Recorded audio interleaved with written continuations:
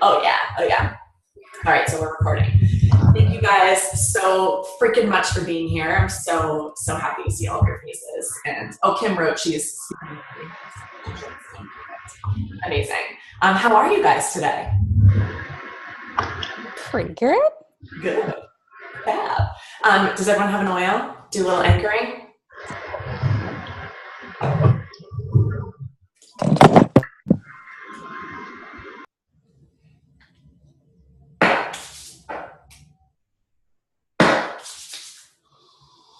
All right, so just take a minute, rub your hands together, breathe it in. While you have your eyes closed, just connect energetically with the other women on the call. Feel into the vibe. There's so much love and support and connection for you here. Mm.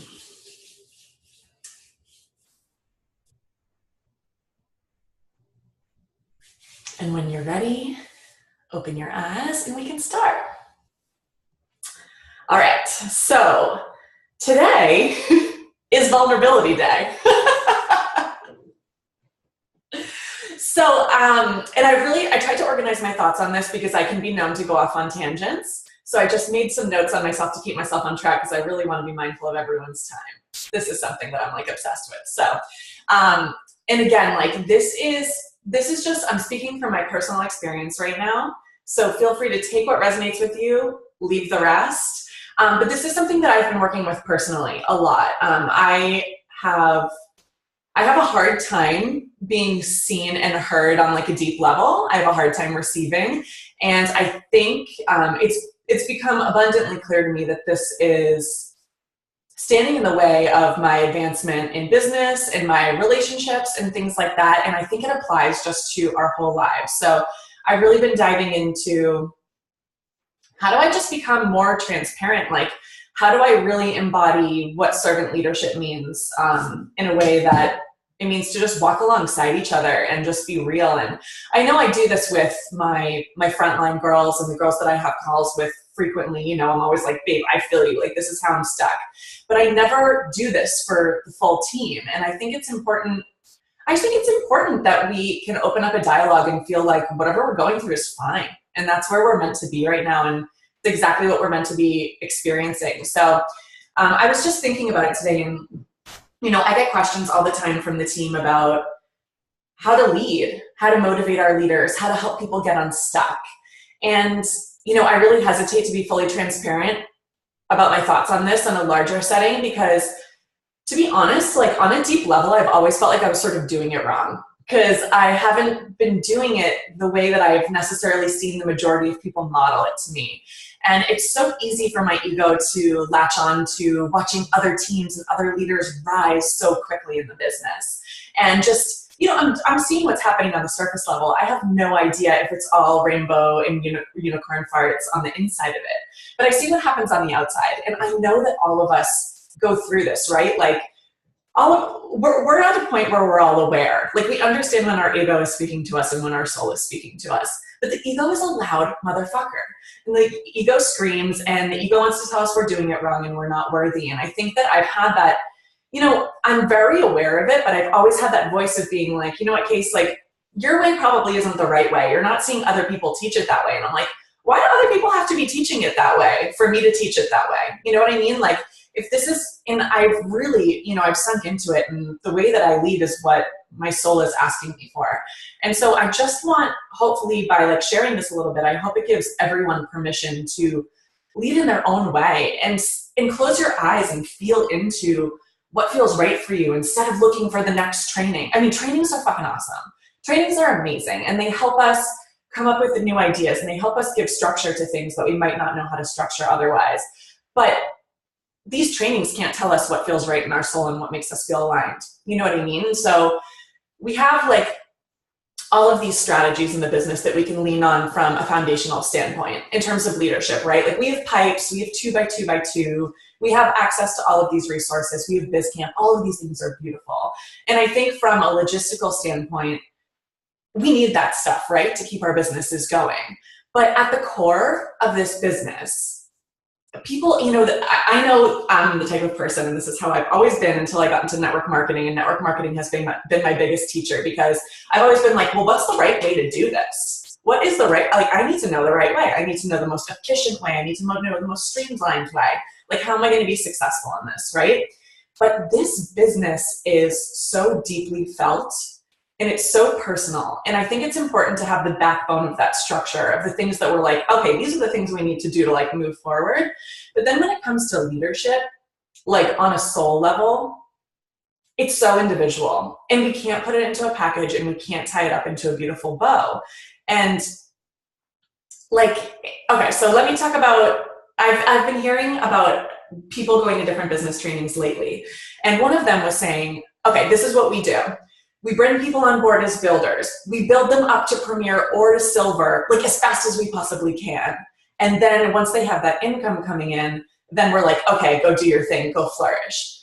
And when I heard that, I was like, my soul was like, what do you mean? Because leadership, the way that I've experienced it and the way that I've witnessed people stepping into it, is this thing that you grow into. You have to learn so much about yourself before you can really show up and be a leader for other people. And listen, like, we're all born with leadership abilities, and just being alive and holding space for people is a form of leadership. And as long as we're able to do that, like, fuck yeah, we can lead. So I'm not like trying to like put leadership on this pedestal. Like, it's absolutely not. We all have access to this. But the way that I've been doing it is my biggest lesson in all of this has been A, compassion, and B, patience. These are the two things that I've learned throughout my journey so far. You know, I've been at platinum for almost a year, and I've felt like energetically ready to expand into diamond for a long time now. But I know that there's something that I need to learn, and something that tests that I need to pass in the universe before I actually expand into that. And I don't think that me grasping and pushing at my leaders to reach the ranks that I need them to reach before they're energetically ready to step into those is going to do myself favors, or is going to do them favors. For me, I just feel like setting a firm foundation is so important in this business, because that way we know that we're building with people who really want this, who didn't just say one day, oh, this sounds like a good idea, and then they're going to pull back after we've already built this like premier or silver team underneath them. And not to say we can't come back from that, because that's going to happen, and it does happen every single day. But to me, it's kind of working with people through every step of this and holding the space for what they haven't grown through, and maybe helping them shine a light on that. And when they're ready to expand into that rank, it will naturally happen, and we'll all rise together. And so that's the way that I've been doing it. Will you guys give me a thumbs up or a thumbs down of like, is this something that you resonate with, or something that's like, fuck no, like that's not cool? All right, awesome, okay, thank you. I was actually talking to Chanel earlier about this a little bit, and she was asking me some questions. And you know, I was feeling that since not everyone in my tree are necessarily people that I put there. Many people in my tree have been enrolled by other people. And so I felt this responsibility to kind of like lead in the way that other people would want their people to be led. But that's inauthentic to myself. And so Chanel was saying, listen, we're placed in your tree for a reason. Like, we're here for a reason. Like, we're all working together for a reason. And so like, own that. And I was like, you're so fucking right. Chanel is like a sage, by the way. She can like see straight through to your soul. It's insane. So I wanted to just kind of expand this a little, and I was just circling back with my girl Brene Brown's work today, all about vulnerability and how we create connection with ourselves and other people, because I think like leadership not only has to do with the way that we relate to our teams and to our downlines, but the way that we lead classes and the way that we share these oils and the way that we show up in the world with this business opportunity, because all of that is an opportunity for leadership, which means connection, and it means uncertainty, and it means like stepping into something when we have no idea what the freaking outcome is going to be. And that takes a lot of courage. So what was I going to say about this? Yeah. So the thing is, it's all about, leadership is all about embracing the sense of like discomfort that's innate in our lives. We are not going to grow unless we're uncomfortable. Like, think about when you're little and you're teething. That hurts like hell. But if you didn't go through that, you would never be able to grow up and eat food. And so you would probably like die or just like drink through a straw for the rest of your life. And that would be terrible. Like that would really slow your advancement. Like imagine like going on a first date and being like, I decided teething wasn't for me. So I've just like straight up straw food. Like that's just straw food is my jam. People would be like, I'm not really into this.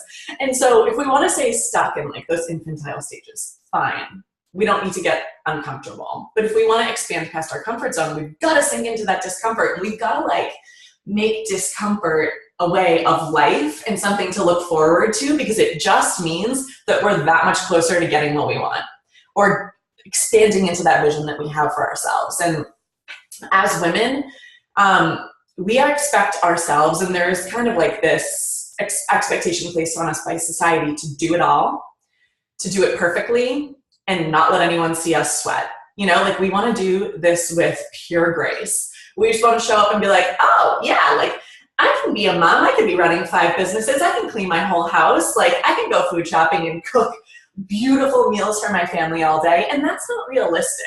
And so it puts us into like this place of shame and spiraling when we feel like we can't do all of that, because we don't want to ask for help, because we just expect ourselves to be perfect and be like the master of everything. And that pushes people away from us. And this is something that I do. Like this is something I straight up do all the time. I expect myself to be perfect. Like even in my business, I tried to hire a VA and I never gave her, I did hire a VA. I went through the whole contract process. We signed it. I set up a scope of work for her and I never gave her a single fucking thing to work on. Like how batshit crazy is that? I was like dying for a VA, and then she keeps emailing me being like, hey love, like I'm ready. I'm ready when you are. And I'm like, it's like this like letting go of control, because I'm like, who's gonna do this better? But not everything needs to be perfect. Sometimes good is better, like good and done is better than perfect, and it's okay to be like that. And so I've been working personally on pulling myself out of the shame spiral in terms of asking for help. And this past few weeks, like this is all very fresh for me. So these past few weeks, I've actually been reaching out and asking for help. Actually, Heather's been an amazing space holder, as she always is. If you guys ever need space held, talk to her. Sorry, I just like put you out there as the space holder of the world. But Heather and I had this like 2-hour conversation a couple weeks ago, or last week, I think it was. And, you know, we were kind of going back and forth holding space and giving each other input. And I ended up telling her all of this stuff that has been weighing on my subconscious, obviously, for like months and months and months. And I always felt like, oh, I'll deal with this on my own. Like, I'll just bury that. I've got this. Like, I've got the tools. I got the spiritual practice. Like, I can handle this shit. But even just voicing that to her and being like, I don't know how to deal with this, was like, after we got off the phone, I was like, oh, I can't believe how heavy that was. Like, I can't believe that I'd been carrying around that load, which was like really not a big deal when I like finally put it out there. But because I just expect myself to be perfect and do it all, I was just like adding more things onto my shoulders. So we need to learn, and I'm just talking about this right now because this is what I most need to learn, right? Like we teach what we most need to learn. So it's all about just letting go that image of that our ego wants us to be, and like how we're supposed to look on Instagram and how it looks externally, and really sink into our soul and be like, what do I actually need right now? Like, how often do we sit with that and say, what do I need?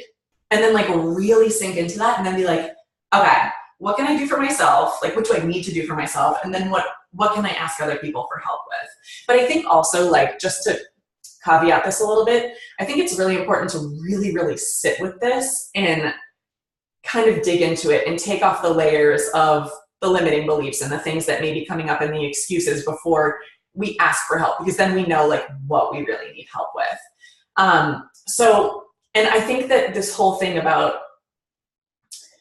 women hitching their self-worth to perfection and accomplishments and not letting people see us sweat, it never lets us accomplish anything, because we never reach out, and because we can't accomplish everything, because we're never going to think we're perfect, and we're never going to be able to do it all and all of those things. So basically, like, what I'd love to talk about kind of is detaching ourselves from that, so that we can feel accomplished. Because if we don't feel accomplished, then we don't have that evidence for ourselves of what's possible and what we can create for ourselves. And I think in this business, like, because we're on a 30-day cycle and we start fresh every single month, we need to have that concrete evidence of what we can do to reach our vision and reach our goals.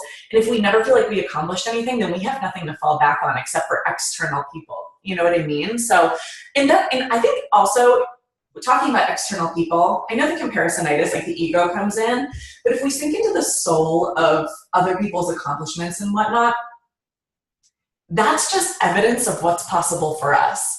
So if we can take out the expectations that like we're like layering onto ourselves by what we're perceiving about them, then I think that we can also use them as, this woman that I follow who's, I actually shared her course in the group this week, Lacey Phillips, she always calls them your seeing is believing. So before you can create something in your life that you've never created before, you need to look externally for people who are similar to you that have created the same thing. So instead of looking at people like, what do they have that I don't have and I could never do that? And also the other thing that our ego does is, well, I'm different from them for this reason. And like, I'm good in these ways and they're bad in these ways, is sinking into, no, they're my seeing is believing. And maybe I don't want to do it the same way as them, but we're the same, and not creating that separateness, because all we really need in our lives is more connection. And we're technologically connected more than ever, but we're personally more disconnected than ever. And so I think the more that we can be real with each other about our struggles and where we're feeling stuck and where we need help, where we need support, the more connection that we're going to have. And as my girl Brene says, connection is what gives purpose and meaning to our lives.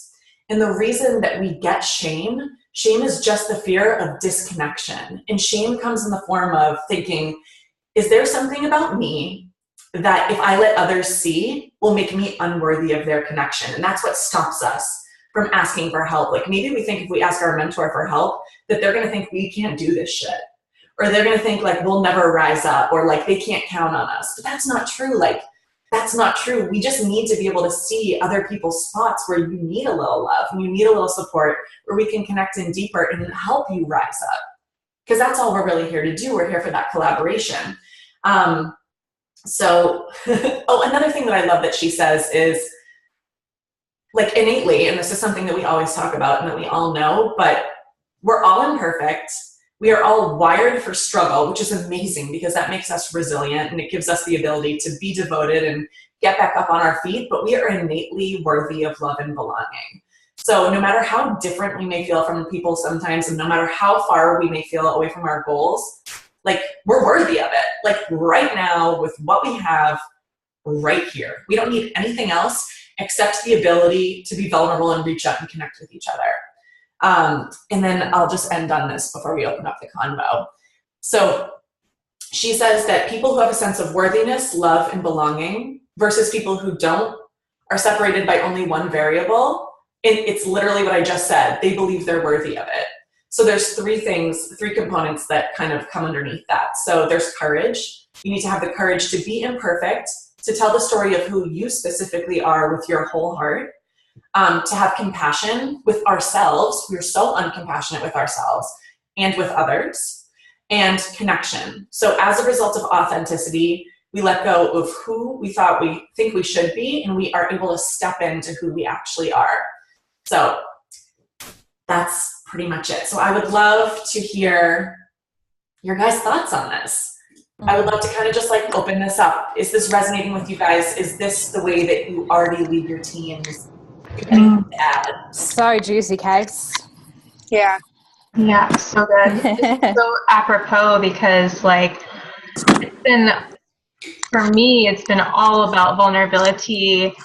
I mean, like always personally, I try to be as vulnerable as I can.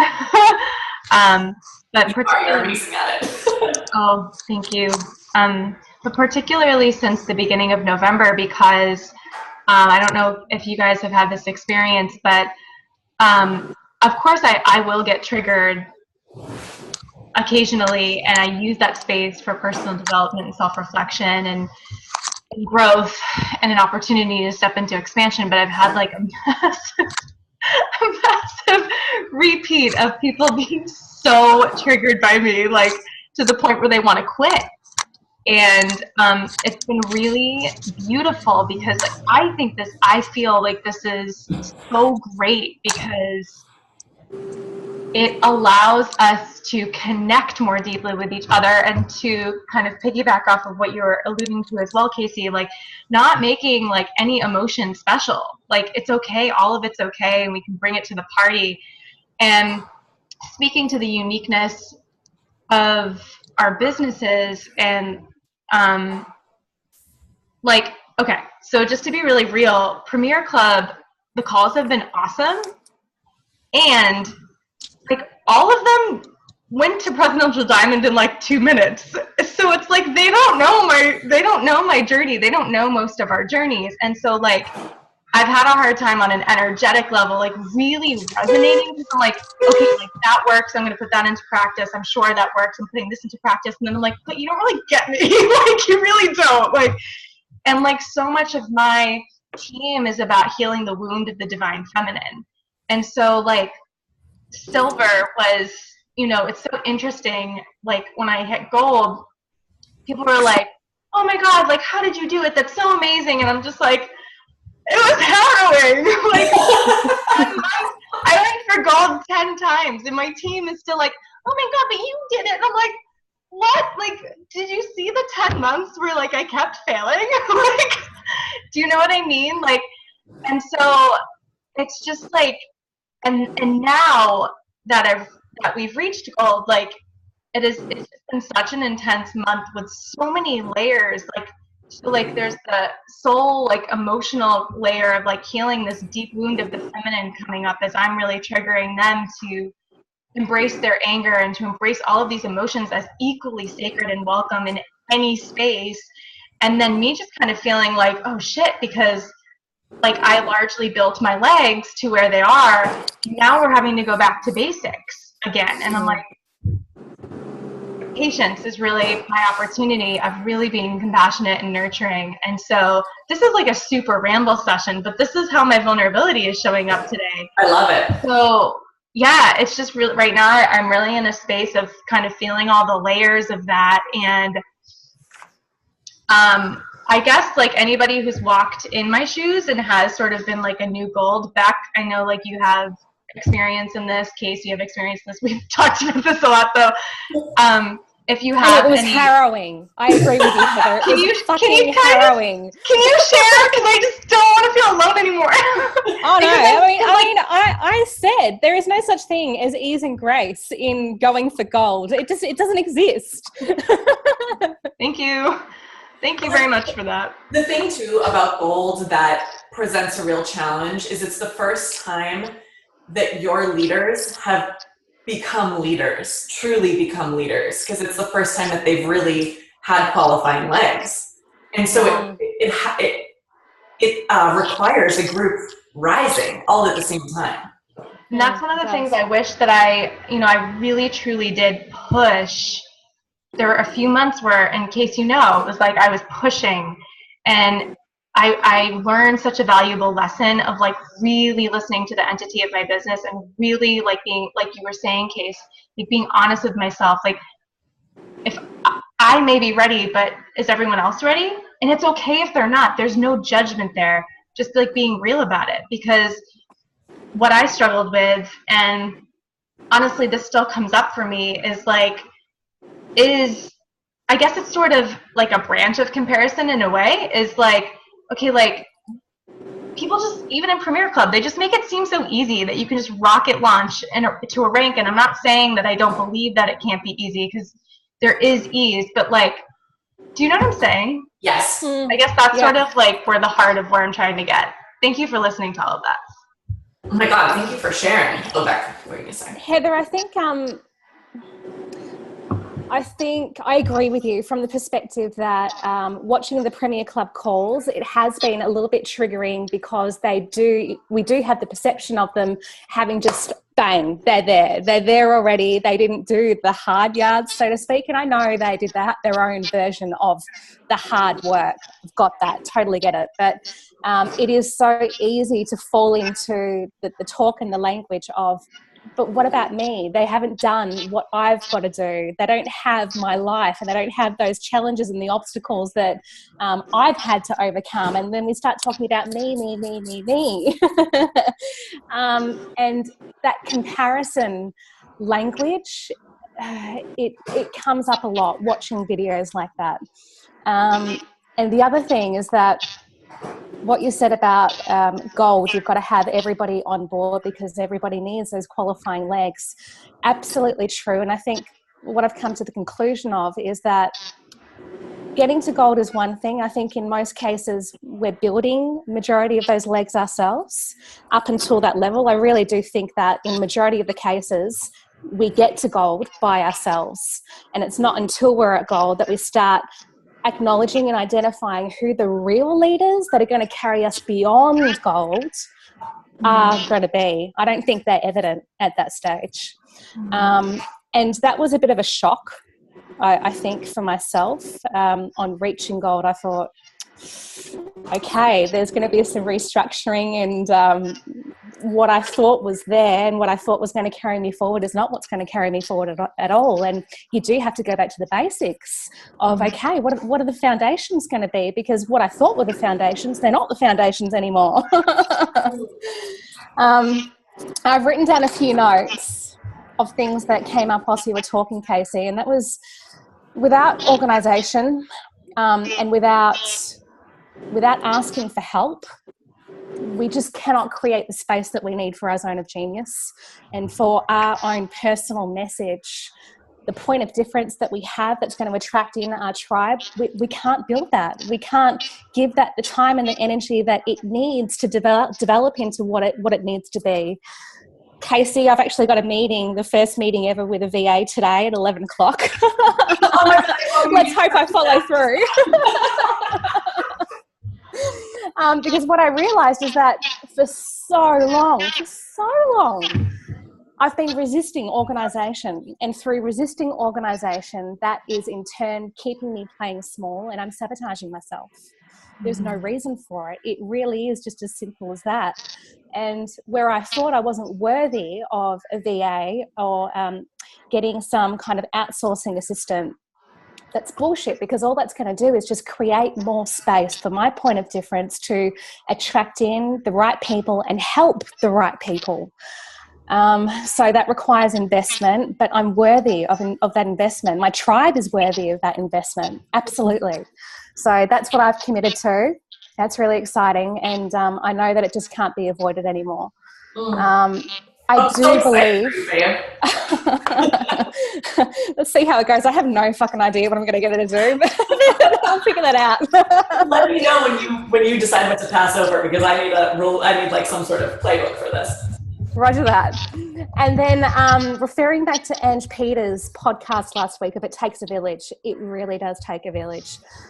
And I think, like you said, we are so scared to ask for help and to reach out and be vulnerable with the people that we know can offer us that support.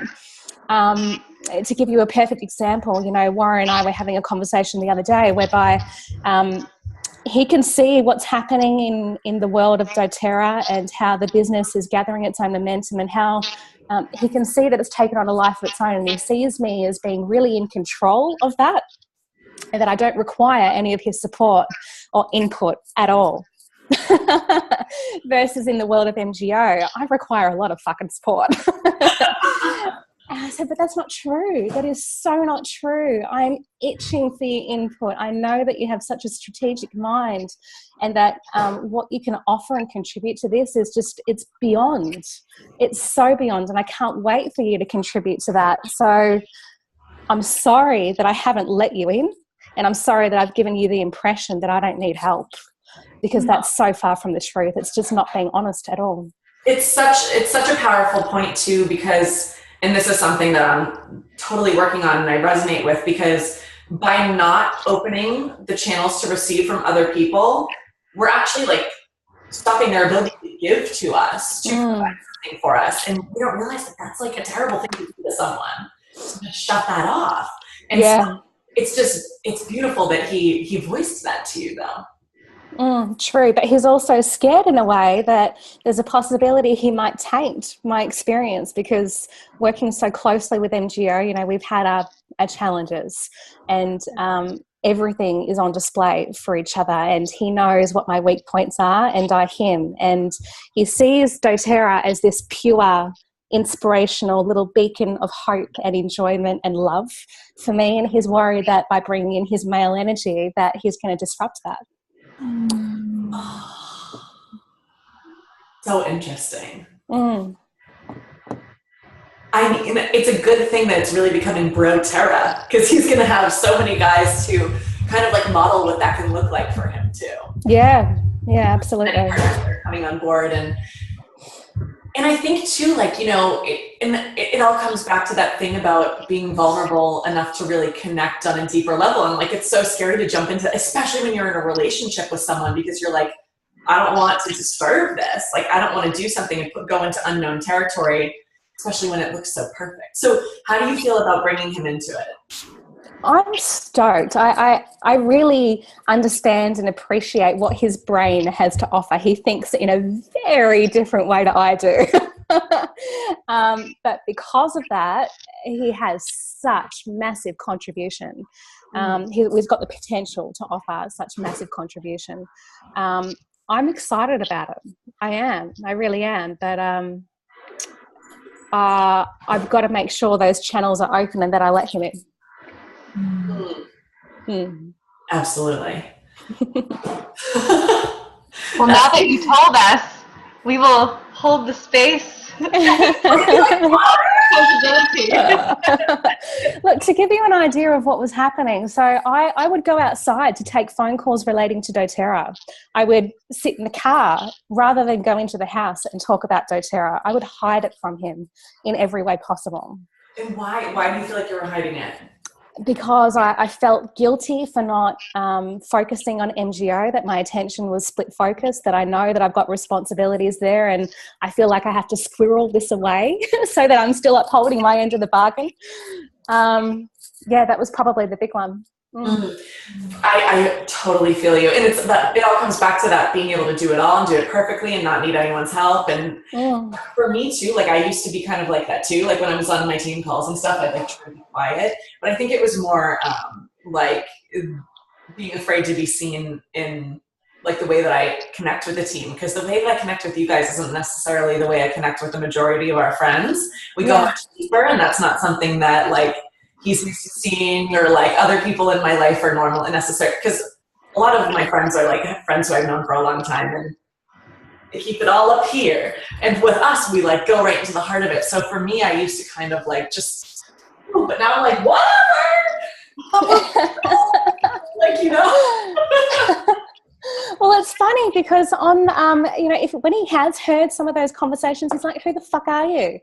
Who are you? You don't strategize. What do you know about strategizing? And here you are dishing out this advice and helping people strategize with their businesses. Who the fuck are you? Where is this person that I never get to see? It's almost like, for me, it was kind of like, well, this is like, you know, when I like connect with you guys, like, I know I can really express who I really am, but it's kind of feeling like a fraud in some way in your other relationships, because they're like, what the fuck? Your mouth. But actually, that is one of the things that I love so much about the work that we do together, because of the way that we all talk to each other and we all connect, it gives me the ability to go deeper with the other people in my life who I haven't been able to before. So I think it's also a really great tool for that. If we step into that fully after feeling really uncomfortable for a while. Oh, people are writing in here. I didn't see that. Oh yeah, we need that divine masculine. Can I just share something? Yes, please. Okay, so obviously I spoke to you this morning, Case, about my healer, and something else has just come up now as you guys were talking. And I have this real thing where people come into my life, and then I feel like they're done, or I'm done, and then that's it, it's done. And something really beautiful that the healer said to me was, Chanel, that when you're serving from your soul and you're doing your soul's work, you're allowing those people to take what they need, which is your purpose of what you're giving, so they can receive that. And it's okay if the friendship ends. It's like you need to be okay with that. So I feel like in our business, we almost do this work, and we do feel almost fraudulent in some aspects with our friends that we've had forever, because we're like, well, I don't go to the depths that I go with you in the depths that I go with my doTERRA oily mates, you know? Mm-hmm. But I think as time goes on and the more layers that we continue to, I guess, unpack, the more we can actually go, you know what? If I really want to form this deep soulful connection with you, then I'm going to give it a try. And if it's not working and we don't make it, that's okay too. 100%. So powerful. Mm. And that's really just like about embodying what our soul is asking for and stepping into that. And that's like when I was saying earlier just about like tests from the universe, that's all they are. That's all they are. They're just saying, like, are you willing to show up like the way that you really are in the world? And if so, then it's like increases that magnetism of exactly who and what you're calling in. I think it's also being really, really clear as to what your point of difference in your zone of genius that you have to offer in the world of doTERRA is. And I don't think, I can speak for myself, I'm not clear on that at the moment. Because I don't think I've delved deep enough into that. And I look at you, Case, and I look at Heather and Chanel and Tara, for example, I go, wow, they're just soul beacons. You're all about the spiritual aspect, and you're calling in just very spiritual and emotionally heart-centered people. And I'm not sure that that's my zone of genius. I don't think it is. And that can be a little triggering. That can be really triggering. Are those the types of people that you love working with, or is there a different type of person? Who do you love working with? What type of person? Well, I don't know if I don't think that's a straightforward answer, because I know that I get so much from the emotionally and spiritually minded people. I mean, Chanel, like you said, is a sage, and the wisdom that she has offered me through being who she is it's beyond value. So I know that those people have so much to offer me. But I really do enjoy the strategy talk and the high level, business communication mindset as well. So for me, it's about combining the two in a way that works best. Yeah. Yeah, babe. Well, if that's perfectly fine. Like I know it is. The same type of But like you said, Case, it's how you lead is not how I'm going to lead, and what I'm going to share to my tribe is not what you're going to share to your tribe, and that's okay. 100%. And it's just, and that's took me a long time to get to this place, but like feeling okay to take ownership of that and to stand in that power is like extremely liberating. I feel like it just opens up a channel. Like I was talking to Chanel earlier, and she's like, you need to just like say this shit. And I was like, is that okay? Is that okay? But like even just being like, okay, yeah, like I'm gonna say that. He's like, whoop, all right. Like it just feels really good. So own that shit, babe. And I think even if you like you are triggered and it's not sort of you're not the spiritual aspect, or you're not calling in those types of women or whatever, and you're not quite sure, just be okay with where you're at right now in your business and right now in your life, in your personal life.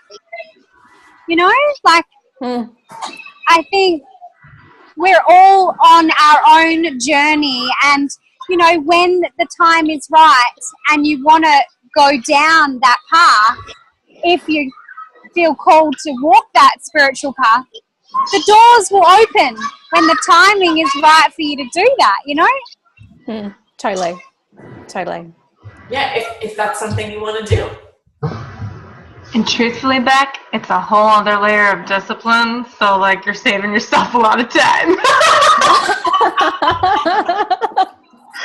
We literally the whole call unconscious business and prayerful promotion last week, because I realized, like, I had never talked about how, like, the angels being my business partners and like what that actually means. And I think, well, my team was like, oh, like, this is literally what you do all day. Like, it's not, I think there's just this illusion that, like, because it's spiritual, it's like airy fairy or like whatever, but it's like a daily moment by moment dialogue of like prayer and tuning in, and it's its own thing. So like, you're saving yourself lots of time. A lot of work. So maybe I'll look at that when I've got my VA and I've got more space. Get like 5 VAs and then get like Angels another time. Fuck it. But again, like, and I love how Heather always comes back to this too, and it's just about serving the entity that is your business and whatever that is, and whatever it's asking of you in your zone of genius, and whatever that is freaking perfect. Yeah. For Heather, her angels are her biz partners. For you, you love that strategy and sinking into like, okay, like, how does this all look? Like, how can we structure this all? The logistical elements, and that's fucking awesome. Maybe Excel is your business partner. I don't know. Oh, fuck no. Gives me hives. Necessary evil sometimes. Is there anything else that anyone wants to share? I want to be mindful of time. I know we always go over, and I'm sorry. I want to quickly share something going back to being vulnerable and if we are ready. One thing I noticed, I'm kind of one of those people that I have this mask and I don't share anything with anyone. Or actually, let's say up until this month. So this whole month of November, it was just like something changed, or I made the change, let's say. And I started sharing a little bit more, definitely with you, Casey, more than anyone else. And the more I started sharing and just talking about whatever is going on, the more I realized, and it goes back to if I'm ready or not, I realized the reason I couldn't hit the rank in my doTERRA business is because I was not ready. I'm not ready. I don't know if I'm ready right now or not. But I realized the whole past month, I was like, every month I was busting my ass, and I'm like, why it's not happening? And it got to the point I was like, am I in the right path? Am I doing it right or not? But it all goes back to, well, I was not ready. The whole past 5-6 months, the amount of personal, work I did for my personal growth, work on myself, going back to my whole freaking childhood, work on everything. It was just like, oh my God. It's just like, oh my God, I was not ready. I have to go back inside. I have to go back to all the things happened in my life to get myself ready for where I'm heading. And this was a great month. It was a hell of a month. I hope it actually goes by so fast because it's freaking hard. But look at that. It's just great to be vulnerable and be able to share. And it feels great, Casey, and just following what you said. For me, it's the same way. I'm with other people in my life, everyone in my life, except my family, obviously. I'm another person. It's just, I don't think anyone ever saw me crying or, and it's not because of sadness, don't get me wrong. It's just like, feels freaking great to share and be vulnerable. And I'm so appreciative of this space and every single one of you. They said, these are, I guess these are from just being able, it's just great. These are just great to know that you have people in your life you can share. For past 30 fucking years, I never had that feeling with anyone. And this team is just something else. And I'm just finding myself every day because I'm able to share with you guys and hear a lot of amazing things and learn about it. And yes, I think that's going to help me to get myself ready to be present with my business and hit the rank I want to hit. Fingers crossed.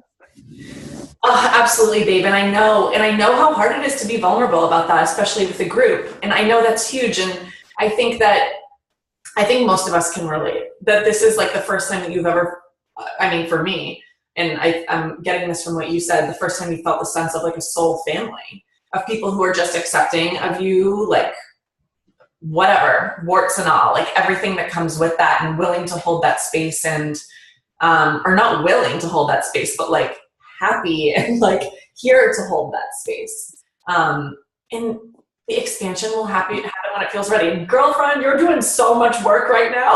Like, you're doing so much work. You're literally, you're so incredible. And I have no doubt that you are going to rise quickly, but it's going to happen at the exact right time.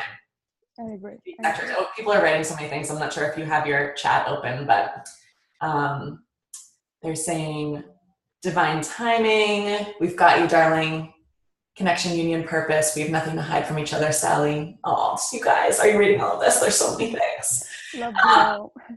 Yeah, you're so held, babe. And thank you so much for sharing. I know it's hard. It's hard to share, but we got you. And that's also the other great thing about this. It's like, when I worked in the corporate world, I couldn't be like, oh my God, my inner child needs so much help right now. Like my boss would have been like, where's the straitjacket? Like, get this girl straight out of here. Like, that's what's so fucking awesome about this business opportunity, because we can hold each other like in our pursuits to expand our finances, expand on our soul path, like in all of the ways. And it's just so beautiful.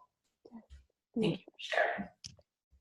Anyone else have anything that they want to share? No? All right. Well, I'm actually going to leave you guys with a little quote.